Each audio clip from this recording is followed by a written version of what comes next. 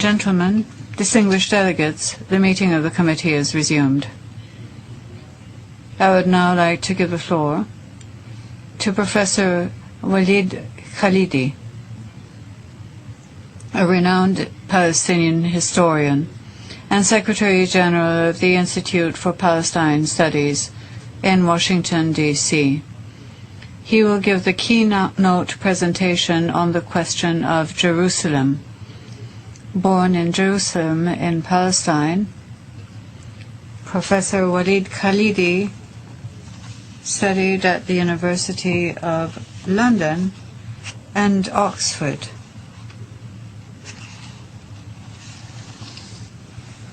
His first teaching position was at Oxford University. He voluntarily resigned in 1956 in protest against the British invasion of Egypt during the Suez Crisis. From 1957 to 1976, Professor Khalidi was a professor of political science at the American University of Beirut. From 1976 to 1996, he was at Harvard University, responsible for research at the Center for International Studies, guest professor in political science, and head of research at the Center for Studies on the Middle East. He is a founder and a member of the Institute for Palestinian Studies, a member of the Royal Scientific Society in Amman and the Palestine Welfare Association, as well as the Friends of the Khalidi Library in Jerusalem. Since 1963, he has been Secretary General of the Institute of Palestinian Studies. He was an advisor to the Iraqi delegation to the United Nations in 1967, a member of the delegation of the Arab Summit to the British government in 1983, special advisor to the Secretary General of the League of Arab States in 1984, and main advisor to the Jordan-Palestine delegation at the peace talks in Madrid and Washington in 1991 and 1992. Professor Khalidi has written extensively and given many presentations in English and in Arabic on the Palestinian issue and Middle Eastern politics. Among his books, let us mention From Haven to Conquest, 1971, Before Their Diaspora of 1984, and All That Remains, published in 1992. He has published articles in the New York Times, in Foreign Affairs, and Al-Hayat. Professor Khalidi is a member of the American Academy of Arts and Sciences. He became an American citizen in 1991. He lives in Cambridge, Massachusetts. Professor Khalidi, it is my pleasure to give you the floor, sir. Thank you very much, Ambassador Baji, for your very kind and generous words of introduction. Excellencies, ladies and gentlemen, control of Jerusalem has been a source of conflict between the West and Islam ever since 638 AD, when Muslim Arabs captured Jerusalem from Byzantine Christianity.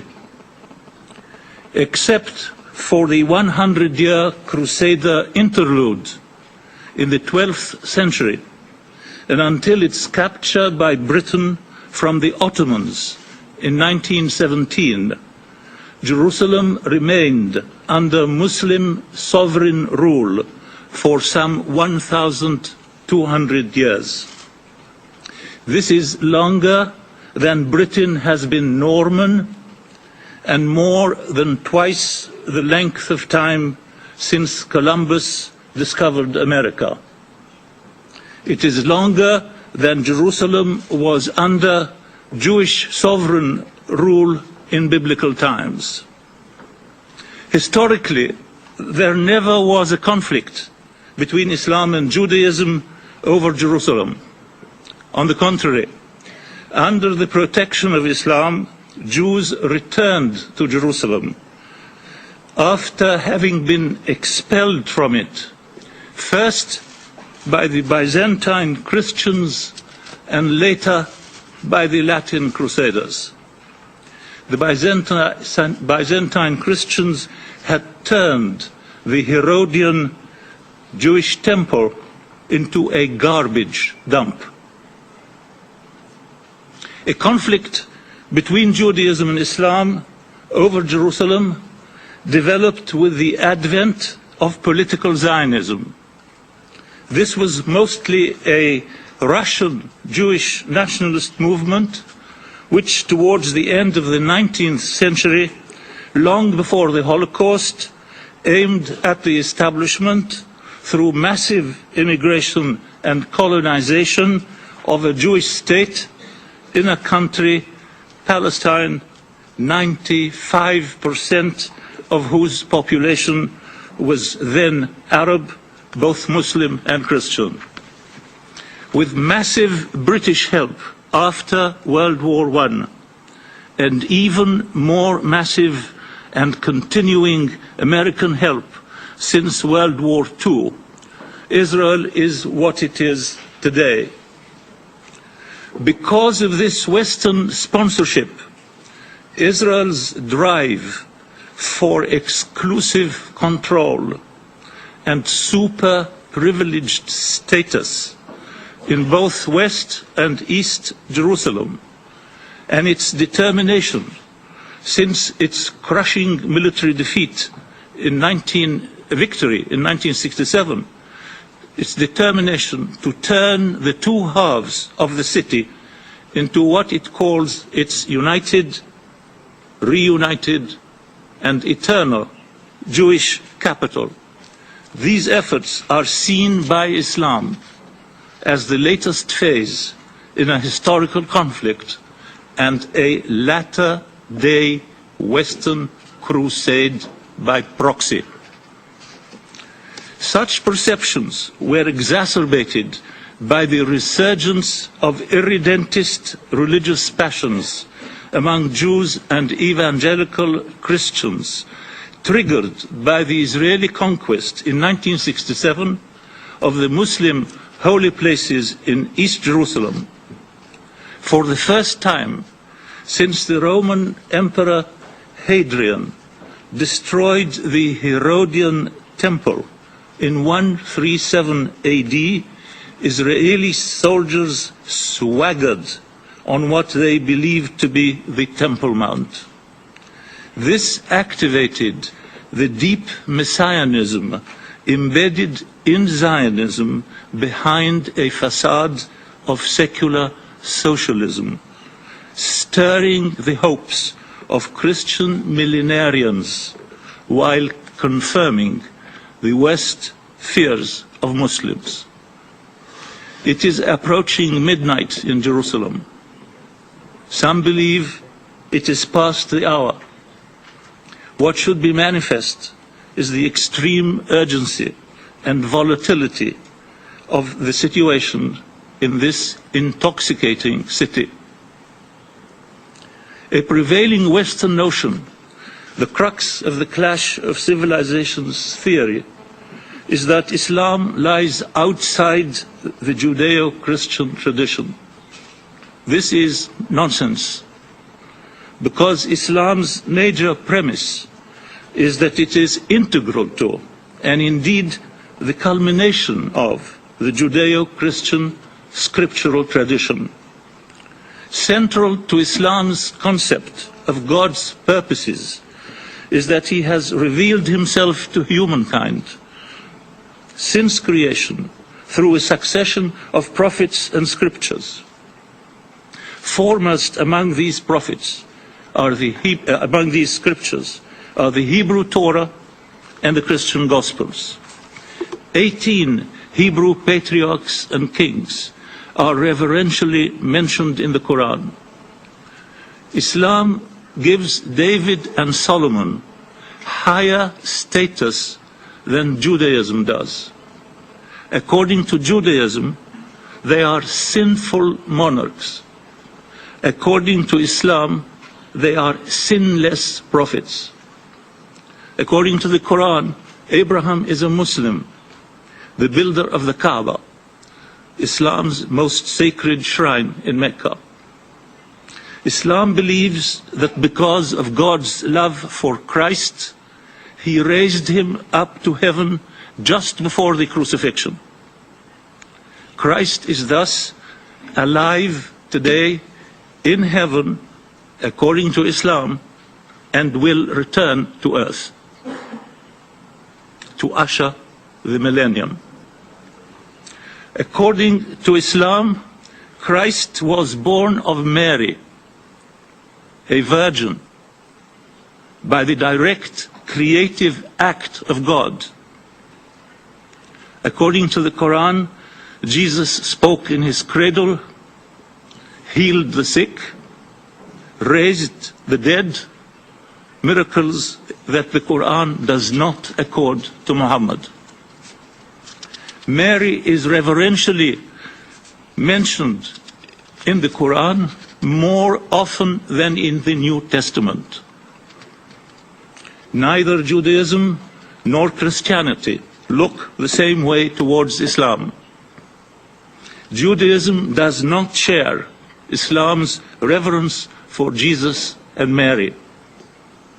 You might want to ask your scholarly colleagues how Judaism looks upon Jesus and Mary, and where, according to Judaism, Jesus is today. Indeed, of the three faiths, Islam is the most ecumenical in its attitude towards the other two.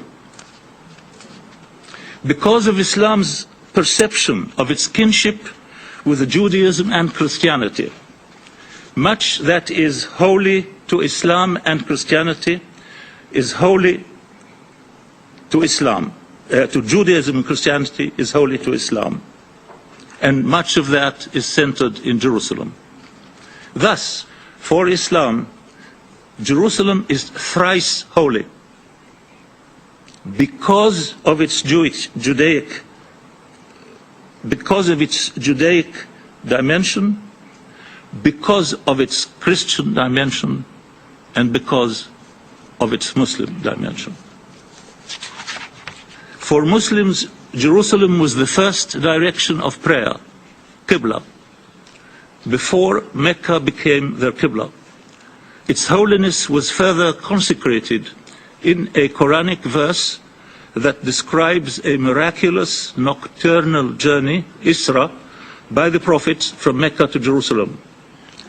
According to tradition, it was from Jerusalem that Muhammad ascended to heaven, to within 2 bow lengths of the presence of God. This ascension is known as the Mi'raj.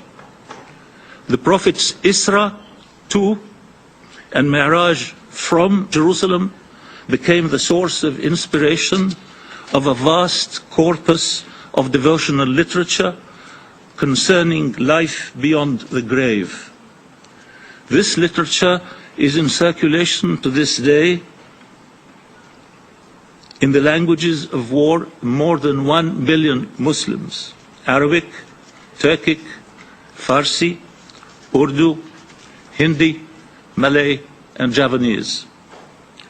A very special link exists between Jerusalem and one of the 5 pillars of Islam, the 5 daily prayers, Salat.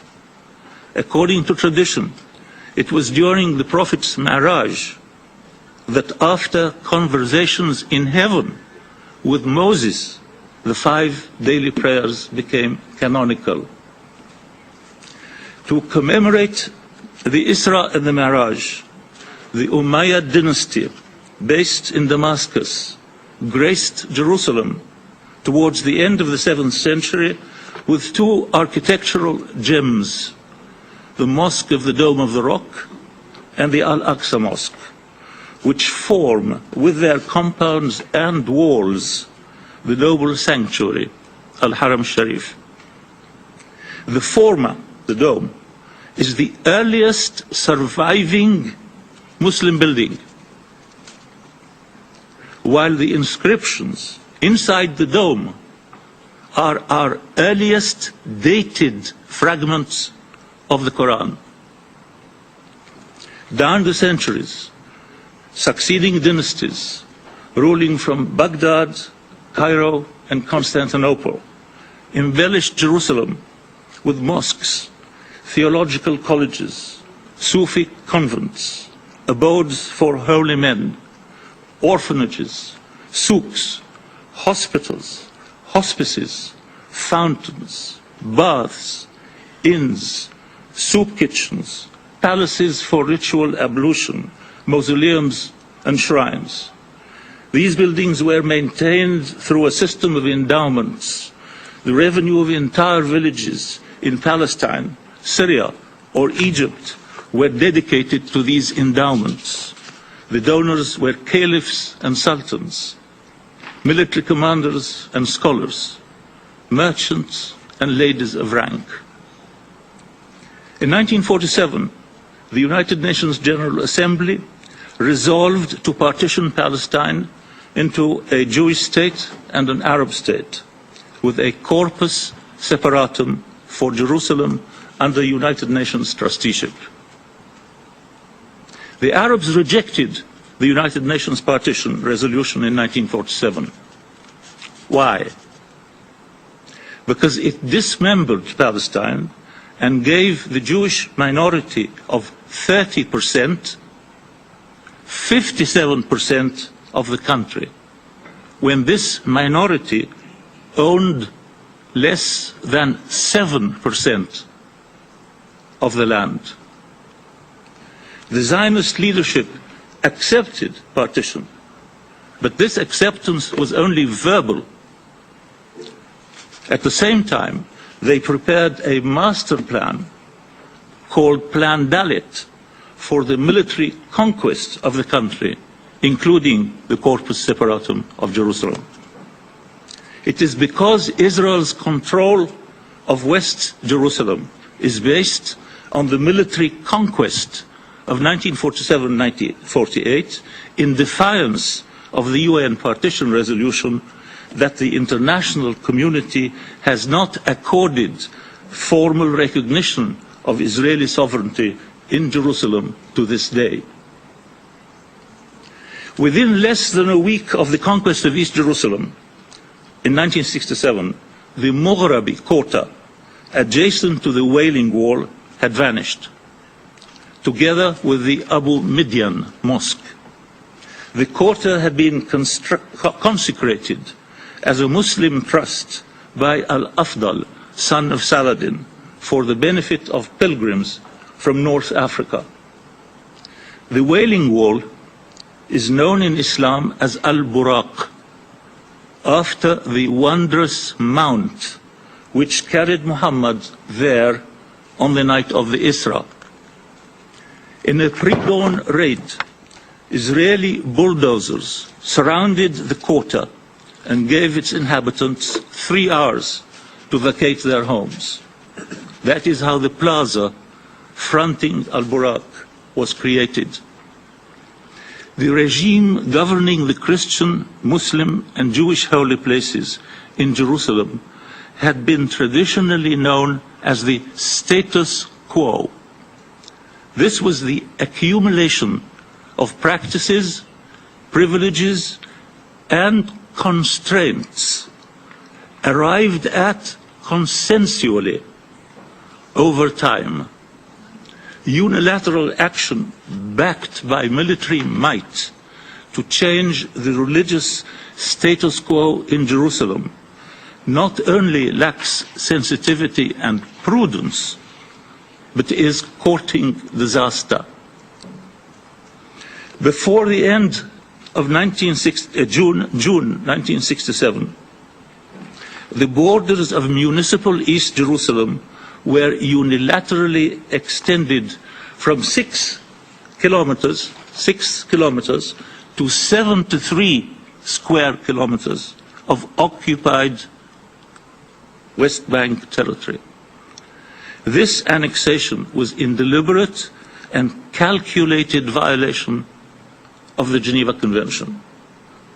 On the 29th of June 1967, the elected mayor of Jerusalem, of East Jerusalem, and his councillors were read an order of dismissal in Hebrew by an army officer. Since then, under the rubrics of unification and reunification of Jewish Jerusalem, the Palestinian inhabitants of East Jerusalem have been subjected to a menu of siege, harassment, intimidation, isolation, discrimination, displacement, infiltration, fragmentation, expropriation, demolition, de-Arabization, and Judaization, designed to demoralize and overwhelm and hopefully induce departure, fulfilling a long-cherished dream, Zionist dream, of an Arab-free Jerusalem. All this has been meticulously and commendably documented by your Committee on the Exercise of the Inalienable Rights of the Palestinian People, under the able leadership of Ambassador Badji, as well as by the European Union. Annexed East Jerusalem mushroomed into annexed Greater Jerusalem, which mushroomed into Metropolitan Jerusalem. Metropolitan Jerusalem now includes 634 square kilometers, or more than 10% of the West Bank. In 1967, the Jewish population in East Jerusalem was 0. Today, there are about 300,000 Jews on West Bank soil in metropolitan Jerusalem. If this is natural growth, Israeli geneticists have discovered a remarkable drug. Meanwhile, even as we meet this morning, the separation wall is snaking into, around,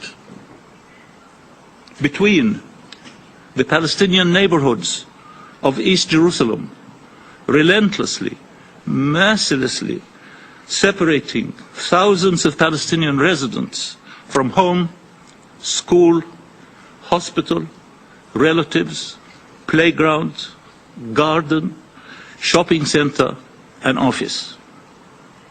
Manifestly, the target here is the heartland of Palestine and its future Palestinian capital, East Jerusalem.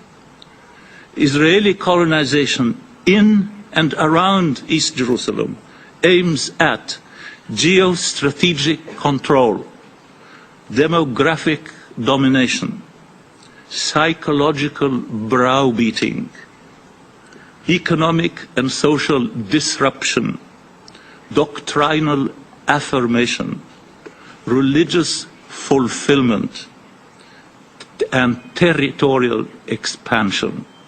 Above all, it aims at the preemption of a viable two-state solution and the crippling of any newborn Palestinian baby. Meanwhile, Jewish fundamentalists, abetted mostly by American evangelists, not only dream of rebuilding the biblical Jewish temple on Al-Haram Sharif, but have also been plotting to do so. Plot after plot to blow up the Mosque of the Dome of the Rock and the Al-Aqsa Mosque have been uncovered by the Israeli authorities. The most infamous of these plots caused the roof of Al-Aqsa to collapse in 1967 through arson. This atrocity triggered the establishment of the Islamic Summit Conference, which today includes 57 countries, many of whose representatives honor us with their presence in this hall. At least 20% of Israel's Jewish population favors destroying the Muslim shrines and rebuilding the Jewish temple in their place. To their credit, the United Nations and the international community in general never bought Israel's unification and reunification ploy. A continual stream of UN resolutions calls upon Israel to cease and desist and to comply with and abide by international law and the Geneva Convention and the wishes of the international community. We applaud your persistent efforts in this regard. But Israel pays no attention. Why? Because the only country Israel takes notice of is the United States. From my perspective of observation, over the decades, three deeply disturbing phenomena stand out in American decision-making on the Middle East. First, the increasingly influential role of the Congress in the actual formulation of Middle East policy, and the continuing acquiescence of the executive in this process. Legislatures are too tuned to parochial priorities to conduct the foreign policies of global powers. Second, the steady retreat of successive American administrations from earlier principled positions on Jerusalem and on the applicability of international law and the Geneva Convention to Israel as an occupying power of the West Bank and the Golan. And third, the continuing disconnect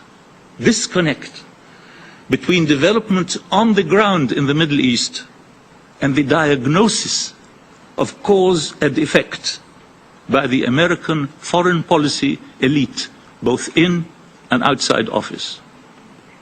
Perhaps the most outrageous initiative by the American Congress on Jerusalem has been its endorsement in 1995 of the transfer of the US Embassy from Tel Aviv to a specifically united and reunited, exclusively Jewish capital of Israel. This endorsement is already a public law of the United States, thanks to the failure of President Clinton to veto it. Ladies and gentlemen, triumphant Zionism has been increasingly in the ascendant in Israel and the Jewish diaspora since the crushing military victories of 1948 and 1967. This triumphalism is anchored in Israel's nuclear monopoly and in the American guarantee of Israel's military superiority against any combination of neighboring states. Israel has received a tremendous infusion of human reinforcement from the recent US-sponsored mass immigration of 1 million ex-Soviet Jews. Thanks to this infusion, Israel can send colonists in the thousands into East Jerusalem, the West Bank, and the Golan. Israel derives vitality from the unstinting support of right-wing American evangelism. Its self-confidence is fed by automatic US congressional circumvention of any undesirable initiative by the US administration and by the automatic veto by this administration of any undesirable resolution by your Security Council. The American Jewish community, though not monolithic on the peace process in general, is virtually unanimously hardline on Jerusalem. Inside Israel, the principal leaders are engaged in a continuous outbidding competition with one another. Too often, the arena of this competition is Al-Haram Sharif. Bibi's disastrous authorization in 1996 of excavations beneath the western wall of Al-Haram Sharif was an exercise in outbidding Peretz and Barak on the left and Sharon on the right. Sharon's catastrophic invasion of Al-Haram al-Sharif in the year 2000, which triggered the second Intifada, was an exercise in outbidding Barak on the left and Bibi on the right. The asymmetry in the overall balance of power between Israel and the Arab world is compounded by intra-Palestinian disarray and by the absence of an Arab center of gravity. Soaring expectations were raised in the Arab and Muslim worlds by the new American administration. Presidents whose middle name is Hussein do not grow in plenty in American orchards. But the swift transition by Secretary Clinton from her categorical no to settlements, no to natural growth, to her gushing depiction as unprecedented of Bibi's moratorium, which excludes East Jerusalem, is not only a farce, but an unpropitious augur of the future. With regard to Israel, the United States is not an umpire or referee. It is not a broker or passive observer. Jewish settlement in Jerusalem, the West Bank, and the Golan is financed by unaudited official US capital and tax-exempt private donations. It is defended by US-supplied arms, sustained by the US mass media, shielded by US diplomacy, and often manned by armed US-born colonists. The US is a major part of the problem and the major actor in the solution. Time is the crucial commodity. The Israeli exploitation of time is stunning, as any visitor to the occupied territories can verify. Bibi knows America as well as he knows his face. A 10-month moratorium will take him to the doorstep of the next American elections. Mitchell is a superb diplomat, But the Irish conundrum is not analogous. It is not analogous. Why not? Because neither side in Ireland exploits negotiation time to revolutionize the demographic and physical landscape of the other. Robust, sustained, strong-willed presidential intervention in the peace process is not an act of charity to Palestinians. It is in the supreme national interest of the United States and a giant contribution to global concord. Clearly, the current incumbent of the Oval Office does not lack good intentions. But does he have the time amidst his other momentous priorities? And does he really have the leverage over a plus royaliste que le roi Congress? Ladies and gentlemen, is an honorable and peaceful solution for Jerusalem conceivable? Yes, it is. It must rest on the following 4 pillars. 1, the demystification and deconstruction of the Israeli and American concepts of the unification and reunification of Jewish Jerusalem. 2, no monopoly of sovereignty over both halves of the city by either Palestine or Israel. 3, no aristocracy of religious rights, conferring preeminent status to any one of the 3 Abrahamic faiths. And 4, acknowledgement of the equality of the religious and non-religious dimensions of Jerusalem for both the Israelis on the one hand and Palestinians, Arabs and Muslims on the other.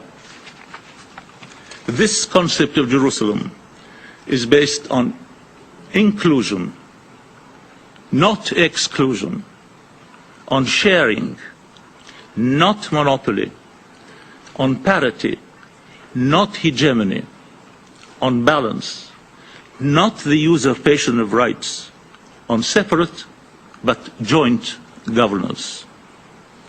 The unity that currently exists in Jerusalem is the unity of an Anschluss. If partition applies to the whole country, a fortiori it applies to its metropolis. The Israeli and US congressional concept of Jerusalem is a guaranteed recipe for indefinite conflict, not only in Palestine, but far beyond. Our concept for Jerusalem could well become a paradigm for a historic reconciliation between Israel and its Western sponsors on the one hand, and the universe of Islam on the other. Thank you very much.